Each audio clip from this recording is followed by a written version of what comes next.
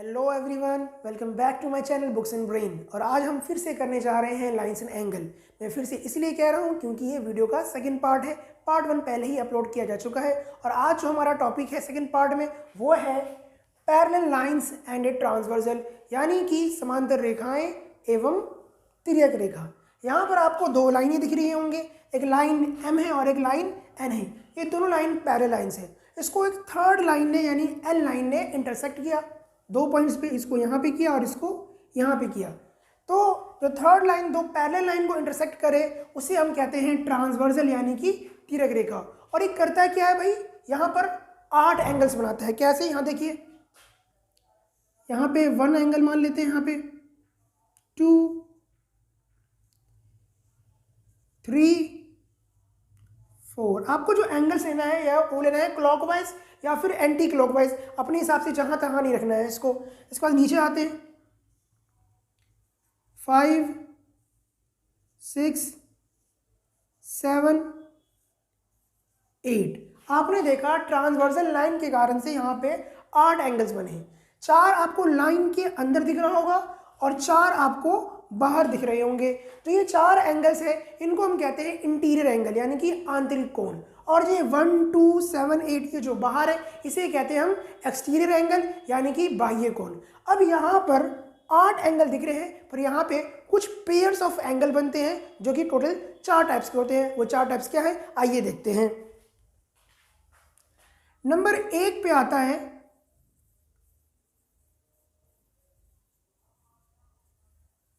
Corresponding angles, जिसे हम हिंदी में कहते हैं संगत कोण। ये हमारा पहला टॉपिक है। अब आपको लाइन पे मैं बड़ी ही आसान भाषा में समझाता हूँ। आपको ये लाइन दिख रही है, इसका एक ये साइड है और एक वो वाला साइड है। जो कॉरेस्पॉन्डिंग एंगल के जो पेयर्स बनते हैं, जोड़े बनते हैं, वो एक ही तरफ बनते हैं। और किस प्रकार बनते हैं देखिए, जैसे आपका ये एंगल 1 है, ये लाइन के ऊपर है। यह एंगल आपका 5 ये लाइन के ऊपर है। तो 1 का जो पेयर बनेगा वो 5 से बनेगा। 1 का जो पेयर बनेगा वो बनेगा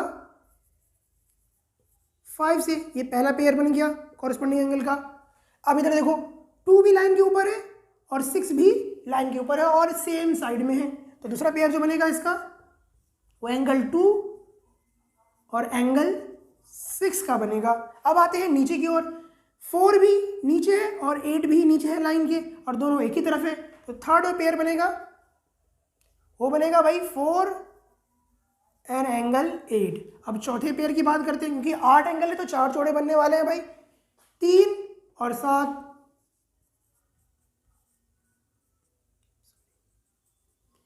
तो यहां पे मैं ये कहना चाहता हूं कि आपको कॉरेस्पॉन्डिंग एंगल के जोड़े ढूंढने के लिए आपको ट्रांसवर्सल लाइन के एक ही तरफ देखना है और ऊपर वाला जो होगा वो ऊपर वाले के साथ जोड़ा बनाएगा और नीचे वाला जो होगा वो नीचे वाले के साथ जोड़ा बनाएगा। या आप ये कह सकते हैं कि जो एक्सटीरियर होगा वो इंटीरियर के साथ और जो इंटीरियर होगा वो एक्सटीरियर के साथ। इस तरह से आपको 4 पेयर्स बनाने हैं। और एक इसका एक रूल ये भी है कि कॉरेस्पॉन्डिंग एंगल्स के जो पेयर्स होते हैं, जोड़े होते हैं, वो आपस में इक्वल होते हैं यानी बराबर होते हैं। तो आप कह सकते हैं कि जो एंगल 1 है वो एंगल 5 के इक्वल है, जो एंगल 2 है वो एंगल 6 के इक्वल है, और जो एंगल 4 है वो एंगल 8 के इक्वल है, और एंगल जो 3 है वो एंगल 7 के इक्वल है। क्योंकि रूल है कि कॉरेस्पॉन्डिंग एंगल यानी संगत कोण आपस में बराबर होते हैं। अब आते हैं इसके सेकंड पार्ट पे। इसका सेकंड पार्ट जो है वो है ऑल्टरनेट इंटीरियर एंगल्स। हिंदी में इसे कहते हैं एकांतर अंतः कोण। अब यहाँ पे शब्दों के साथ यहाँ लिखा वर्ड इंटीरियर यानी कि अंतः से हिंदी में कहते हैं, यानी हमें सिर्फ अंदर के 4 एंगल से ही मतलब है। इस वाले पार्ट में इंटीरियर कहा गया तो सिर्फ आपको इंटीरियर वाले एंगल से ही मतलब है। बाद में कहा गया ऑल्टरनेट। ऑल्टरनेट का मतलब होता है आपको एंगल जो है वो क्रॉस में देखना है, यानी एक लाइन के इस तरफ और एक लाइन के उस तरफ देखना है। तो यहाँ जो जोड़ा बनेगा वो 4 का बनेगा 6 से और 3 का बनेगा 5 से। तो यहाँ पे 2 पेयर्स बनेंगे क्योंकि इंटीरियर में 4 ही एंगल्स होते हैं। तो जो पेयर्स बने आपके, एंगल 4 का बना आपका एंगल 6 से और एंगल 3 का बनेगा एंगल 5 से। क्रॉस में देखना आपको, ऐसे ऐसे। यहां भी रूल वही सेम रूल जो कोरस्पॉन्डिंग में था, जैसे कोरस्पॉन्डिंग एंगल आपस में इक्वल होते हैं वैसे ही आपका ऑल्टरनेट इंटीरियर एंगल भी आपस में बराबर होता है। तो आप ये भी कह सकते हो कि भाई एंगल 4 जो है वो एंगल 6 के इक्वल हो सकता है और एंगल 3 जो है वो एंगल 5 के इक्वल होगा। इसका ही सेकंड पार्ट है, यानी जो थर्ड पार्ट कहलाएगा आपका वो सेम ऐसा ही है, बस थोड़ा डिफरेंट। कैसे डिफरेंट है यहाँ देखिए। थर्ड जिसका पार्ट है वो है ऑल्टरनेट एक्सटीरियर एंगल। सेम है, बस फर्क इतना है वो इंटीरियर है और ये एक्सटीरियर है। इसका नाम ऐसे ही होगा एकांतर बाह्य कोण।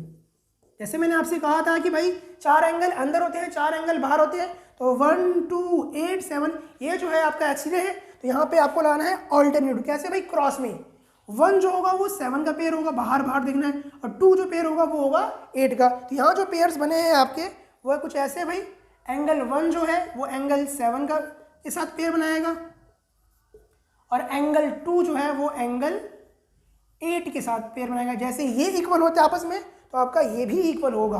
तो एंगल 1 जो है वो एंगल 7 के इक्वल और एंगल 2 जो है वो एंगल 8 के इक्वल। ये आपके 3 पार्ट हो गए, ये तो जोड़े की बात हो गई। अब फोर्थ आता है, थोड़ा डिफरेंट है, वो कैसा है देखते हैं। अब फोर्थ जो आपका है अब वो है interior angle on the same side of transversal. इसमें जो जोड़ा बनाना है वो कहा गया है सेम साइड ऑफ ट्रांसवर्सल, और ये भी कहा गया है इंटीरियर।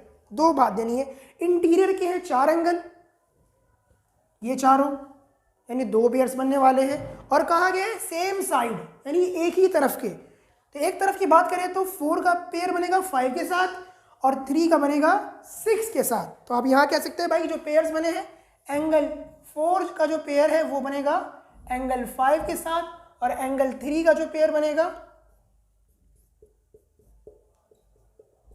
वो बनेगा भाई 6 के साथ। पर ये यहाँ पे इक्वल नहीं है, यहाँ पे थोड़ा रूल डिफरेंट है। डिफरेंट कैसे है यहाँ समझाता हूँ आपको। सेम साइड कहा गया है।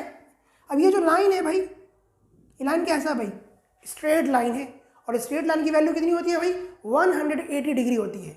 और ये दोनों एक ही तरफ है, यानी एक ही लाइन पर 2 एंगल बने हुए 4 और 5। तो यहाँ पे ये दोनों इक्वल नहीं कहलाएंगे, ये कहलाएंगे भाई कि आपका जो एंगल 4 और 5 का जोड़ा है उसको ऐड करने पर वो 180 डिग्री के इक्वल होगा। सिमिलरली 3 और 6 जो है उसका अगर आप सम करोगे तो वो 180 डिग्री के इक्वल होगा। यहाँ पे ये बाकी 3 की तरह इक्वल नहीं, ये पेयर्स में सम करने पर ये 180 डिग्री के बराबर होंगे। इसका एक और नाम है, इसका दूसरा नाम है भाई को इंटीरियर एंगल, या एक और नाम है इसका भाई कंसेक्यूटिव इंटीरियर एंगल, जिसे हिंदी में कहते हैं कर्मागत अंतःकोण। ये हो गए आपके 4 रूल जो कि 2 पैरेलल लाइन को थर्ड किसी लाइन ने जिसे हम ट्रांसफर कहते हैं उसने कट किया तो ये 8 एंगल बने, कैसे उसके पेयर्स बने आपने वो पढ़ा। एक और टॉपिक इसके अंदर और आता है कि अगर 3 लाइन हो और तीनों लाइन आपस में पैरेलल हो तो वहाँ पे किस प्रकार से एंगल बनेंगे आप देखते हैं। वो हमारा जो न्यू टॉपिक है वो है lines parallel to the same line. वहाँ हमने जो पढ़ा अभी वहाँ पे 2 लाइन्स पैरेलल थे और थर्ड लाइन हमारा ट्रांसवर्सल था। यहाँ पर लाइन 2 नहीं 3 है और एक third line fourth line sorry इसको कट कर रहा है। जैसे वो कहते हैं भाई कि जो लाइन P है वो Q के पैरेलल है और लाइन Q जो है वो R के पैरेलल है। तो क्या इसमें और भी पैरेलल्स के पेयर बन सकते हैं? बिल्कुल बन सकते हैं। कैसे देखिए, P भी जो है हमारा है वो Q के पैरेलल है और आपका R लाइन भी Q के पैरेलल है, यानी कॉमन लाइन है। कॉमन लाइन है इसलिए हम कह सकते हैं कि P लाइन जो है वो भी R लाइन के पैरेलल होगा। ठीक है, अभी आपने 4 पेयर्स पढ़े, corresponding, alternate interior, alternate exterior और को इंटीरियर कह लो या उसे आप कंसेक्यूटिव कह लो। वो आपने 4 टाइप के पढ़े, वो 2 लाइन पे अप्लाई होता है तो यहाँ भी अप्लाई हो सकता है। वो लाइन P और Q के बीच में भी हो सकता है, वो लाइन Q और R के बीच में भी हो सकता है। और जब लाइन P और R यानी कि पहला और तीसरा ये भी पैरेलल प्रूव हो गया तो वो लाइन P और R में भी लग सकता है वो चारों रूल। और कैसे देखते हैं। मान लो मैंने यहाँ पे एंगल 1 लिखा और मैंने यहाँ पे एंगल 2 लिखा और पूछा बताओ भाई ये किस तरह के पेयर्स है। आपको दिख रहा होगा भाई ये भी लाइन के ऊपर है, ये भी लाइन के ऊपर है और सेम साइड में, तो हम बेझिझक कह देंगे भाई ये तो कॉरेस्पॉन्डिंग है, यानी कि संगत कोण है। ठीक है, अब मैं कोई एंगल यहाँ पे मार्क करता हूँ 3 और पूछूं कि भाई ये 1 3 के साथ क्या रिलेशन है इसका। तो मैंने भी कहा कि भाई ये तो प्रूव कर दिया हमने कि लाइन P और R भी पैरेलल है। जब पैरेलल होगा तो चारों जो रूल अभी पढ़े वो यहाँ पे अप्लाई तो होगा ही। तो फिर कह सकते हैं हम कि भाई 1 और 3 भी क्या होंगे, वो कॉरेस्पॉन्डिंग ही होंगे। अब एक और एग्जांपल समझाता हूँ आपको। मान लो मैंने यहाँ पे एक एंगल मार्क कर दिया 4 और यहाँ मैंने मार्क कर दिया भाई एक 5। पूछो भाई 1 और 4 में क्या रिलेशन है। 1 और 4 में क्या रिलेशन है भाई। 1 लाइन के इस तरफ है और एक्सटीरियर है, और ये लाइन के इस तरफ है और ये भी एक्सटीरियर है, और जो क्रॉस में उसे क्या कहते हैं भाई, ऑल्टरनेट एक्सटीरियर एंगल। तो आप कह सकते हो कि एंगल 1 और जो 4 है वो पेयर है ऑल्टरनेट एक्सटीरियर एंगल के। अब बात करूँ मैं 2 और 5 की। 2 5 देखोगे भाई यहाँ पे लाइन 2 क्रॉस कट रहे हैं, ऐसे क्रॉस कट रहे हैं। जहाँ मैंने कहा जब भी क्रॉस करते हैं 4 एंगल बनते हैं, 1 2 3 4। और जो वर्टिकली होते हैं अपोजिट उसे हम कहते हैं वर्टिकली अपोजिट एंगल, यानी शीर्षाभिमुख कोण।